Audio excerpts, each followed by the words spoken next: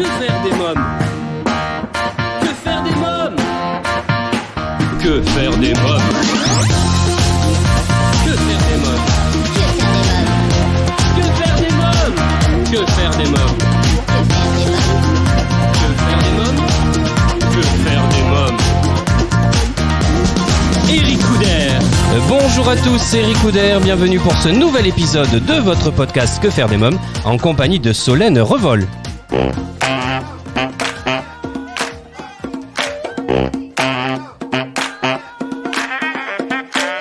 Alors, une chose toute simple, à laquelle on ne pense pas, nous, c'est la télévision. Il y a un passage où vous dites justement, la télé est un enfer, les publicités surtout. Alors, pour quelle raison ?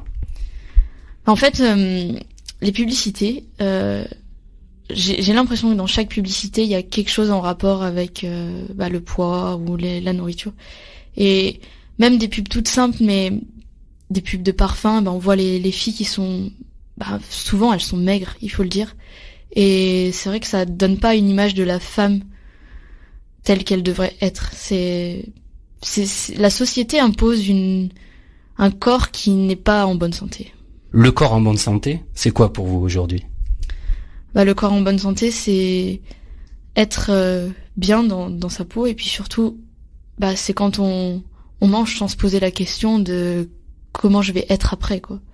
Et il y a pas de secret, il faut juste se faire plaisir et pas se poser la question.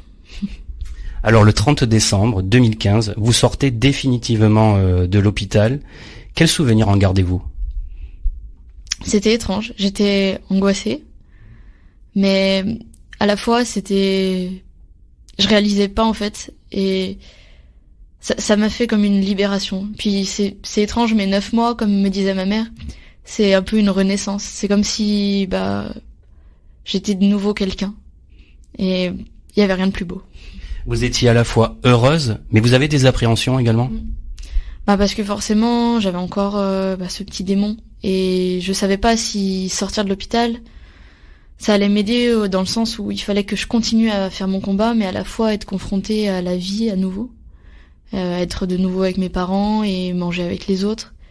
Et comme à l'hôpital, j'étais seule, je savais pas si j'allais arriver à combattre cette voie en étant entourée. Quel est le regard de vos parents aujourd'hui ? De votre frère également, Lucas. Vous êtes très proches tous les deux, on le sent bien dans le livre, hein. Alors mes parents sont extrêmement fiers de moi, et puis surtout moi ça me fait du bien parce que je vois qu'ils sont à nouveau heureux, justement parce que je suis heureuse. Et puis Lucas, lui il en a jamais vraiment parlé, et on sentait que c'était une façon de se protéger, et aujourd'hui je sens qu'il est fier de moi même s'il le dit pas. Et juste le fait de maintenant il me propose d'aller manger quelque chose et que je dise oui, je sens que chez lui ça lui procure beaucoup de bien. Vous avez été également énormément entouré par vos amis, hein. Ils ont été là tout le temps. Comment ils vivent ça au jour le jour ? Ça a été difficile au début parce que forcément on comprend pas ce qui nous arrive. Et mes amies, elles avaient du mal. Et en fait, depuis que j'ai écrit, c'est vrai qu'elles ont beaucoup plus compris. Et maintenant c'est une période de ma vie où on sent que ça fait ma force, et mes amis sont super fiers de moi, et au final, maintenant, on n'en parle presque plus parce que pour nous, c'est presque résolu. Ça vous a libéré d'écrire ? Ouais, c'était une thérapie. Pourquoi avoir eu envie d'écrire, justement ? Au début, j'ai écrit pour moi-même, pour essayer de comprendre ce qui m'arrivait.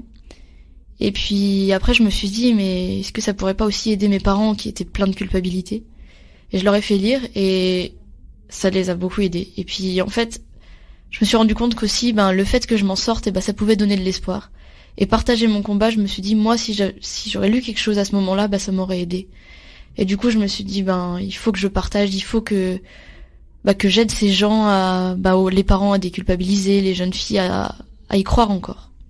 Si vous regardez en arrière, comment cette spirale infernale que vous décrivez dans votre livre a pu s'enclencher à un moment donné ? En fait, c'est un énorme manque de confiance en moi. Et il s'est un peu déclenché à la période du collège où j'ai eu une période pas facile, où j'ai eu un peu de harcèlement. Et à partir de ce moment-là, je sais que j'avais perdu toute confiance en moi.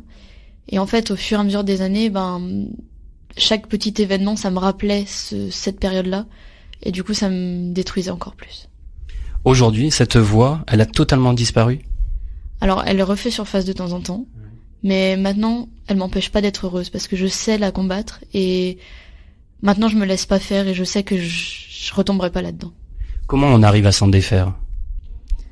C'est beaucoup de patience et beaucoup de combat à chaque repas. Il faut jamais craquer et même si des fois il y a des petites rechutes, il faut se dire demain j'y arriverai et toujours y croire et avancer au fur et à mesure. Elle s'en va toute seule. Est-ce que vous l'avez remplacé à un moment donné par des pensées positives ou pas? Oui.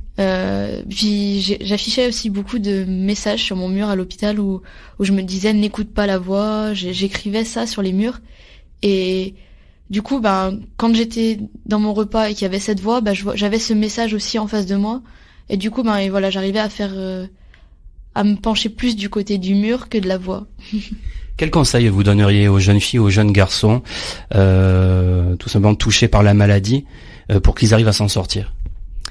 Il faut être patient et il faut arriver à écouter, à s'écouter et à se dire, ok, cette voix là, c'est pas moi. Et il faut arriver à distinguer ces deux parties de nous.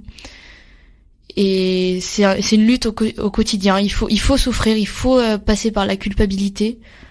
Mais voilà, il faut vraiment lutter contre cette voix et même si c'est très long, il faut jamais abandonner. Merci Solène Revol, merci beaucoup. Merci. Et bien voilà, Que faire des mômes pour aujourd'hui, c'est terminé. À bientôt pour un nouvel épisode. Bye bye.